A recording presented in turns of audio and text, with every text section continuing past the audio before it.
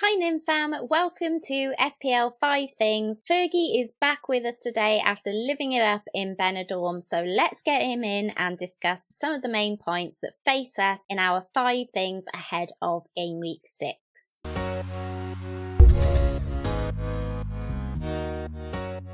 Hi Fergie, what's occurring, buddy? How was the Ben to the dorm? It was very good. I'm just about recovered now. Haven't really had much time to have a look at my FPL team, so I'm looking forward to chatting through all the week's action and dilemmas with you, Nim, today.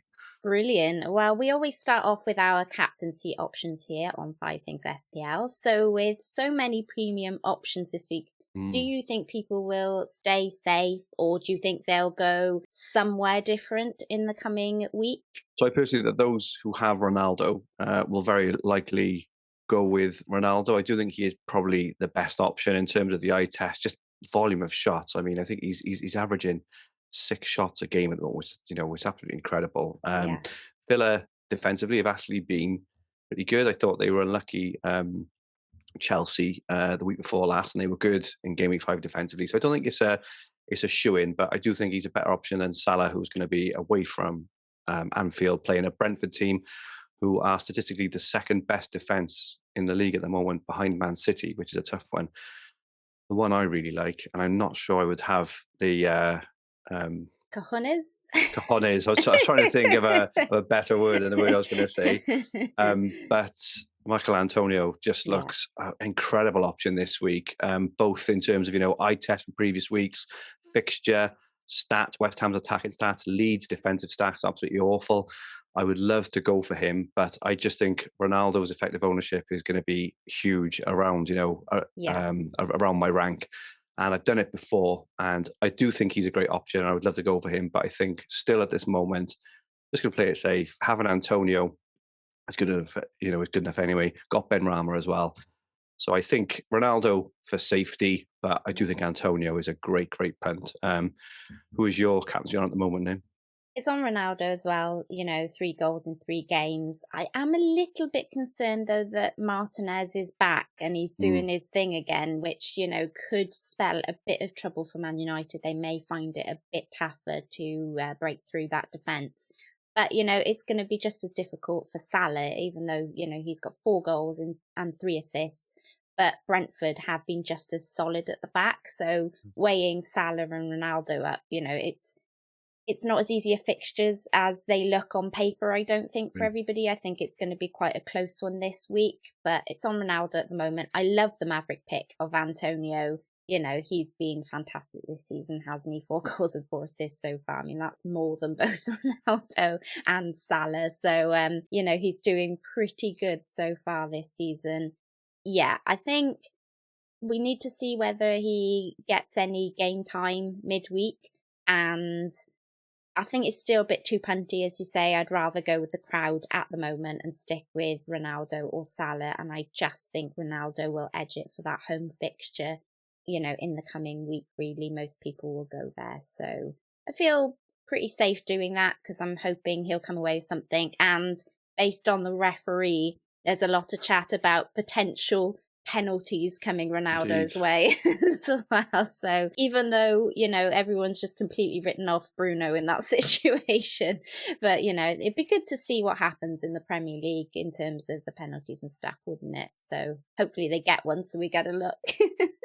Just from, what I've seen observationally, Ronaldo in terms of him and Salah, Ronaldo's playing the absolute spearhead of that team. He gets so many touches in the box. He's the last man all the time, playing very, very central, which does earn me to go with him ahead of Salah. That's just another factor. But in terms of the penalties as well, I just cannot see how Bruno is going to take the penalty above Ronaldo. Ronaldo's looks so incredibly hungry and and animated, and he's just got the ambition to try and smash every time he gets the ball, every time he's fouled, every time everything. He's like so angry at the end of that match when they equalised. He was just like giving the ball to anyone.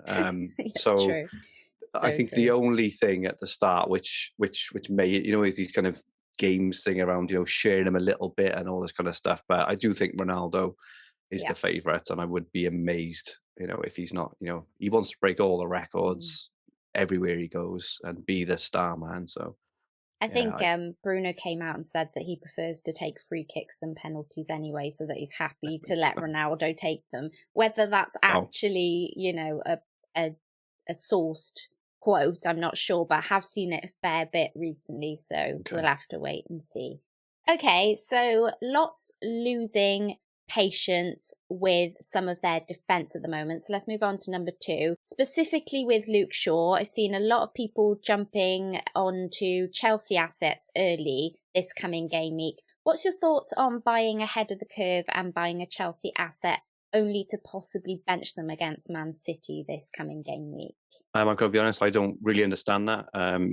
If Shaw had a really tough fixture, then I could maybe understand it, but Shaw has got a very good fixture at home to Villa. He's, I think he's been unfortunate. They conceded a couple of goals to deflected goals and stuff. It's not like defensive errors or anything as such. Look at the West Ham one last week. That was a very unfortunate goal. It would, we're not even sure it was on target, the shot. And it would likely have been saved if not on target anyway. So I do think that I don't think they've looked great defensively, but for me, I can't understand buying a Chelsea player, making a transfer to put him on the bench. I just, Shaw has been playing well. He's got an assist already. He's on all the corners and everything else. I don't understand it really. Yeah. If you're moving off someone else, potentially, but then I still don't understand making a transfer to bench them. The only time I would potentially do it, and even then I wouldn't do it personally, but I can understand it a little bit more, is if you're being priced out. Because I know Rudiger, for example, rose last night. He did. That's the only scenario I can, but even then I personally wouldn't do it. There's plenty of other options you can go with. So but everyone plays their own game, right? What about you, Nim? Are you getting any early? Not at the moment, but I was seriously tempted because of the Rudiger price rise. 4 clean sheets in 5 games, it's crazy what Chelsea defence are doing at the moment. But I also think City haven't looked amazing in attack at the moment, but they do have KDB back now. He played midweek, so, that could strengthen things up a little bit. Yeah, I personally wouldn't go for it this week either. I think I'm with you on the waiting strategy there. If not only just to get another look at who the Chelsea defence could potentially be, because it still feels a little bit like, anyone could play anywhere for that Chelsea defence at the moment. So, kind of leaving my options open a little bit, though I was tempted by the Shaw to Rudiger before the price rise, just to not get priced out of him potentially going forward, because he does seem pretty secure in that Chelsea defensive lineup out of everybody, really. But missed the boat on that particular price rise and happy to wait. Okay, great stuff. Moving on to number 3, and this week it's who is our player that if we owned, we would ship out. So what's your thoughts on shipping out Bruno Fernandes then, Fergie? 32.7% owned at the moment. Is 4 goals enough to hold him in our teams? Just for what for what I mentioned earlier, just around Ronaldo just being the absolute spearhead, I would doubt that those teams with Bruno have also got Ronaldo. If you have, wow. Again, I don't really, going without Salah, I would have thought. Yes, I would guess so. So I would definitely go. In just the games that we've seen so far, they're all looking to just feed Ronaldo. Bruno was really unlucky not to get an assist last week, obviously for Ronaldo's goal, which was saved and then bundled in, and he's playing incredibly well. But as we know in fantasy, it's not about that. It's about points, but it's all about points and nothing else. And Ronaldo just, he's just starving him of all his potential for points. He will score an odd goal. He was unlucky, actually. He hit the post last week. He nearly has an assist. He will score points, but if you're not going to captain him every week, or any week, which you very, very likely won't, that is a lot of money. Because even if he gets a goal or an assist, he gets his 6 or 8 points or wherever else. There are plenty of other players who can do that for 5 million less. So I would get rid of Bruno and get Ronaldo in, because he just looks a different beast, and it's so fantastic seeing him play. I haven't seen a lot of him playing over the last few years when he was in Spain and Italy, or not nearly as much as the Premier League, but just watching him play, I just appreciate how fantastic a footballer he actually is now. Yeah, no, feeling very grateful to have made that early switch on him, that's for sure. Okay, what about Rafinha if he's injured? Will you stay with him, or do you think you'll get rid of him? Because I know you've got a very similar team to myself, so... It's a tough one with him because their fixtures, Leeds fixtures for the next kind of 6 or 7 games are absolutely incredible. He put a brilliant That's why he's in our team, right? This is it. And he put a brilliant ball in for the goal, and he was unlucky actually not to get another goal or two. I think if he was injured, I think there are options. So I'm sure we'll talk about options. I've got my eye on Sarr at the moment. He just looked really good. His next 2 fixtures are superb. I think if he was injured, I'd probably get rid, because these kind of injuries as well, they tend to niggle on, and what you don't want is him missing 1 week and then, maybe missing next week, before you just, kind of missing out on points. And there are a lot of really good options around the area. So if he is injured for a week or two, I'd probably get rid, but I would hold otherwise. I watched him against Newcastle last Friday, and he looked so dangerous. He could have had a mega haul. Agreed. So yeah, be holding, I think. And what about Jota, just before we move on, because he seems to be another one that many people are considering selling on this week. He would, but if he'd have scored that easy chance last week, we wouldn't even be contemplating it, would we? Right? So I just think, holding for Brentford. I think we've already said that Brentford is maybe not the best fixture. No. We'll know a lot more next week around whether Firmino will be back in training or not as well.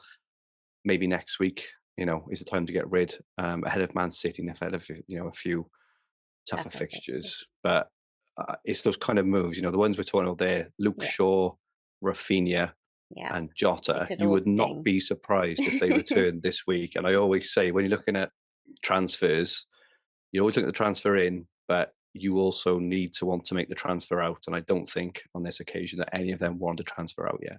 Yeah, agreed. All right, for number 4s, we've had a chat on who to get rid of, but let's talk a little bit about who we'd get in ahead of Game Week 6. And as you've already mentioned, you're a bit keen on Sarr for this coming game week. It's the fixtures, he does hang out. He does hang out right for me a lot, which does put me off slightly, but he's so good and he's so quick. And he's just so dangerous, and his ownership is kind of increasing all the time. But the 2 fixtures he's got next in Newcastle and Leeds, they're the worst 2 defences. They're in two of the bottom 3, including Norwich. I think Newcastle's, they've faced the most shots, in terms of they've conceded the most shots, they've conceded the most big chances. Leeds are kind of there or thereabouts as well. Leeds just all over the shop. They may not even have Aylin this weekend or next weekend either. So they've just got threadbare defence, and Sarr could cause a lot of damage. So he's interested in me. I do like Gray. I know you're a bit hotter on Gray than I am. What are your thoughts on Gray now? Oh, 3 goals in 5 games, and he really should have got something in the last game as well. That Norwich fixture, I really think Sarr did as well as he did, really because of the opposition that he was up against. And Gray is about, to go into that opposition with 14 goals conceded for Norwich so far this season. I actually don't even mind Gray against Manchester United. As a Shaw owner, I've got to see that they're not exactly the most solid at the back, and Everton just look, Gray in particular just looks different gravy. Him and Townsend at the moment for their price points.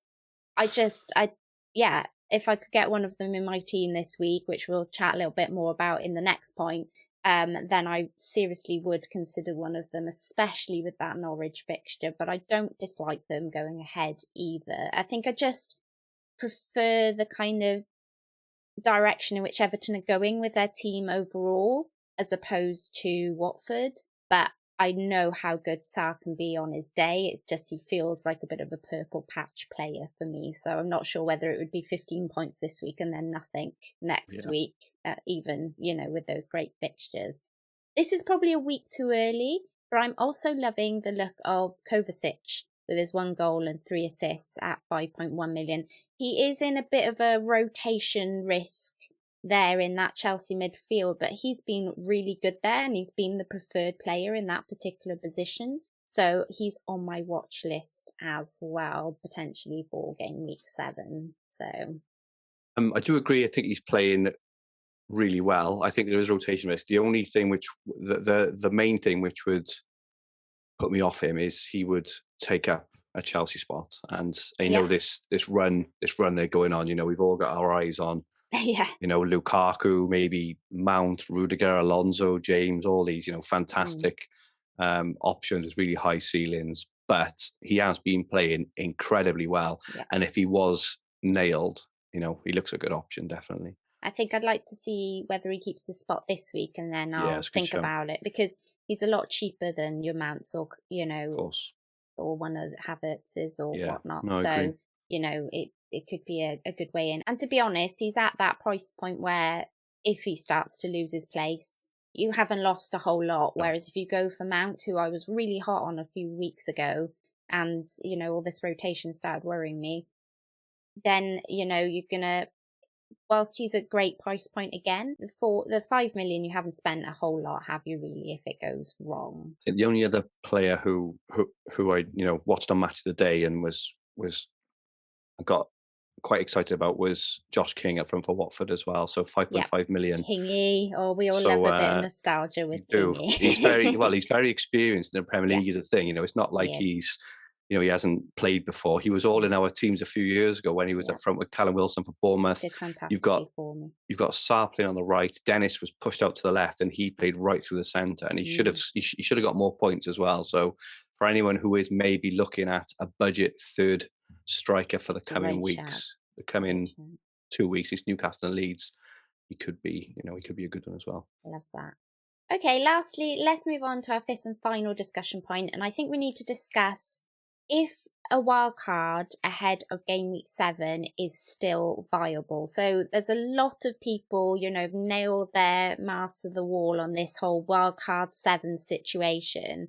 And the closer we're getting to it, Fergie, the more and more I'm thinking, is game week 7 really the time to wildcard? What's your thoughts? Because we're both in the situation, we've got very similar teams. In fact, I think we've ended up with exactly the same team, because I was going to go Marcel last week, and then Ray talked me into Semedo, and I think you did exactly that transfer. So I think we're probably somewhere quite similar, if not exactly the same. So we've both got wildcard in the bag. What's your thoughts on this whole must definitely wildcard in game week 7, because it seems a very community thing, doesn't it? Yeah, so I've definitely moved away from the idea. It's probably like an evolution of the coming weeks of of the players I've got in my team, the form of certain teams and players as well. But I was having a look, and I'm at the moment, as it stands, I'm really, really torn on when to wildcard. But just looking at the fixtures for game week 7 and looking at my players. So initially we were talking about, moving on to, move on mass to Chelsea, who are playing Southampton at home in game week 7 and then Brentford in game week 8. Now, our thoughts on that time on Southampton and Brentford, they'd both be whipping boys. Yeah. But neither are. And, neither have proved to be. So Southampton went to the Etihad last week and, and kept a clean sheet. We've always said that Brentford have looked incredibly tight at the back as well. So I do wonder whether we need to rush into these. United home to Everton. So, we got Ronaldo, Shaw. I have Greenwood, may kind of hold him there as well. Leeds, I've got Watford, which is a good offensive fixture for Leeds in terms of Rafinha, Bamford, maybe Ailing, etc. Wolves, so we just mentioned we brought in a Wolves defender there. They're home to Newcastle, which is like a really good fixture. What was that about? Trust Brentford, trust Tony to wake up. Exactly. West Ham have Brentford as well, so I'm sat on Antonio and Ben Rama as well. So looking at game week 7, how it's fallen now, and this is why I like to have these chats every single week, because things evolve, don't they? And looking at it now, my team for game week 7 actually looks incredibly strong. And if I'm wildcarding, I don't even know what I would wildcard into, because still haven't made a decision yet on whether I want to try and go for Lukaku, Salah, and Ronaldo, as people are calling it. Exactly, and potentially Trent. Do I really want to lose Antonio? Because there's no way I'll be able to afford all those and have Antonio and have Rudiger and Cancho and everyone else I want. So at the moment, my current thinking on wildcard is to kind of almost play it kind of week on week. And game week 9 looks to be the time where Chelsea home to Norwich, right? That's going to be an absolute Lukaku captaincy, dead cert.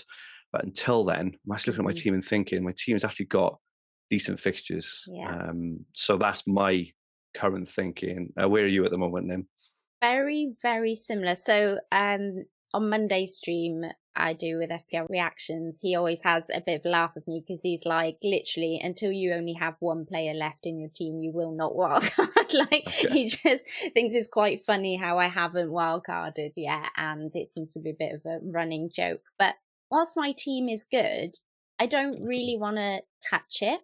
So I'm in quite a unique position where if I roll my transfer this week, I could do a mini wildcard next week and get the freemium plus keep Trent. Yeah. And I'm basically mini wildcarding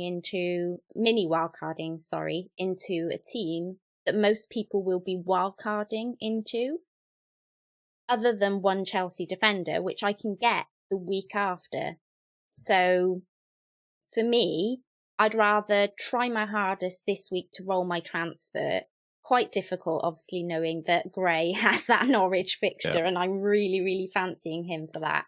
But I really like the idea of rolling that transfer and then having those 2 free transfers ahead of game week 7, which for me just rules out a wild card, because what I can do with those 2 transfers is basically, nullifying what I would do with a wild card. There's not enough of my team that I would change for me to spend a whole wild card. And that's where I'm kind of leaning to at the moment. And I'm very much like you. I'm trying really hard not to get sucked into going, this is the week I'm wildcarding, because you really just don't know. So if I was to take the mini wildcard and go with the freemium and have Lukaku, Ronaldo and Salah and Trent for a couple of game weeks and it's not working out, I have my wildcard in my back pocket. Boom, play it, spread the funds back out again. Okay, I'm probably going to miss out on losing some money on what I've gained on having Antonio. Say I do want him back. Say Europa hasn't really affected him and he still continues to smash it out of the bag. And I'm thinking, okay, now's the time to get off of Ronaldo, or now's the time to get off of Lukaku. Then I've got that wild card to switch back to Antonio and go, with one premium up front. Happy days. We potentially could have Spurs back on the table should Harry Kane get his shooting boots back.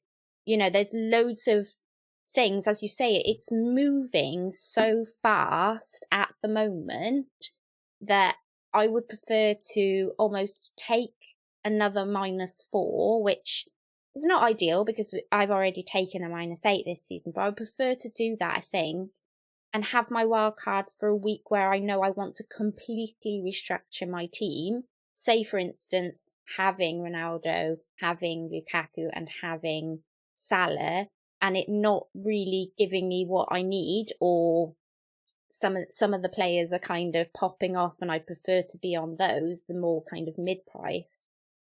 I have my wild card to change my team right back up again and go where the team structure's better. So, for instance, City defence, City are doing brilliantly considering the fixtures they have. And so whilst their fixtures continue to look tough, the defence is still a potential option, going forward. And we'd probably want some of that in the coming weeks, especially with the better fixtures over the hill. And we can wildcard into that, where everyone else is going to be stuck. I'm definitely wildcarding game week 7. This is what I'm going for. If they haven't accounted for, City defence, potentially some City attack, there's as you say, there's better players that could be about to come in, and we have our wildcard then in our back pocket. So for me, I think it's not as viable as it was a couple of game weeks ago, and things are moving so fast. So what are you feeling after me throwing all that no, at you? I think I came to the same conclusion last night. So I was on a podcast last night and I was having a chat about it, and I think the whole thing with wildcards, it's the same as everything in FPL. Everything becomes amplified, right? Yeah. And the thing with the wildcard, because everyone's talking about it all the time, you almost feel like you have to use your wildcard to aggressively attack something. Whereas the whole point of the wildcard, just stripping it all back, the whole point of the wildcard is to completely change your team. Mm-hmm. And if your team is performing well, like how many times have you done this, Nim? Because I've done it so many times in the past, is I've made aggressive moves to try and get my good team better. I've actually made it worse. I'm not just talking about wildcard, I'm talking about transfers, I'm talking about free hit, where, do you know what, a couple of seasons ago, I free hitted. Is hitted? I don't know if hitted is the right word. A free hit. If it's not, it should be. We go with it. Should we be. roll. I free hat. Free hat. Free hat. But I lost out on 41 points in the game week because my team was fine. My team was absolutely fine. And I think it's really, really easy if you're seeing everyone wildcarding around you to go, my team needs a wildcard. I look at my team this week. I've even got like a benching headache with no transfers used. And I'm like, why am I even considering using a wildcard? I have a very, very good team. They've all good fixtures. And there's natural hop-off points as well. So, Greenwood after Everton, for example, looks like, Ronaldo is taking up all his space, and all this stuff. So he could be a hop-off after their back-to-back home games now. So you can move on to, I don't know, a Torres or a Grealish or whatever else, or release the funds and do something else. So I think, I've come to the same conclusion as you, is the wild card is there for when I need it rather than trying to be unnecessarily aggressive. And I think it is looking at it logically, because we have a lot of flags this week. We've got very similar teams. We're both, a bit rainbow coloured at the moment. And that can scare a lot of people into a wild card, and especially so close to that game week 7. But I think having that news on those people, they're only, potentially out. It's not definitely out. And at the moment, we're lucky enough to have a couple of people who can cover on our bench. So whilst we can get through that, that's what the bench is there for, right? It's not, let's use our wild card to cover potential people who may be in or out this week. Our bench is there for that. So whilst we can use that, and yes, it got a little bit hairy last week. I think I might end up with 10 men. But, hopefully this week will be a little kinder to us on that particular front. But yeah, I think whilst I can continue having a plan to get Lukaku in, for instance, without using a wild card, for me, that covers the most dangerous attack for Chelsea.